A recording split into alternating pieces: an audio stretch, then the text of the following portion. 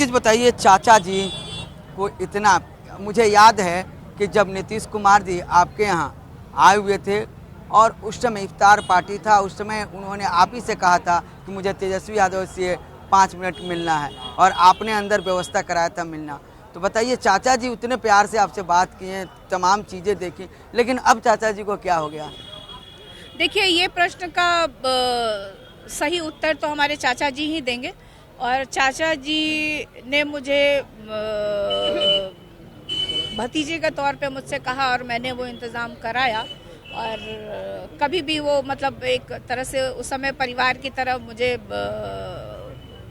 पूछ रहे थे और हम वो बात कर रहे थे। पर देखिए, अब तो ये चाचा जी ही बताएंगे ना कि ऐसा क्या हो जाता है कि आपको बार बार पाला बदलना पड़ता है। हमें भी बहुत तकलीफ होती है कि हमारे चाचा को तरह तरह के नामों से संबोधित किया जाता है। तो और ख़ास तौर पे बिहार के हैं, बिहार से बाहर जाते हैं, तो वो सब सुन के अच्छा तो लगता नहीं है, अच्छा तो लगता नहीं है। तो हम चाचा जी को कहेंगे कि अब आप भारतीय जनता पार्टी के साथ गए हैं तो वहाँ अब टिक के रहिए। मोदी जी को कहिए, देखिए हम लेने वाले नहीं, परिवार के तौर पे वो उनको कभी भी हमारी आवश्यकता पड़ेगी तो हम ज़रूर उनके पास जाएंगे।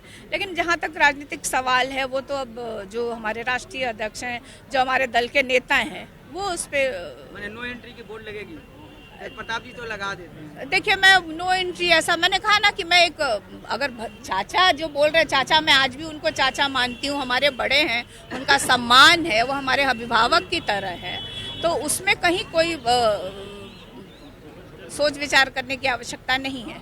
लेकिन जहाँ मैंने कहा राजनीतिक बात आएगी तो चाचा के लिए तो फिर तो ये हमारे जो दल के लोग हैं वही लोग करेंगे। तो साफ तौर पर मीसा भारती ने ये कहा है कि चाचा जी हैं वो, और जब परिवार की बात आएगी तो हमारे साथ रहेंगे, लेकिन राजनीतिक फैसले लालू यादव लेंगे। कैमरामैन अभिषेक के साथ जिम मीडिया पटना।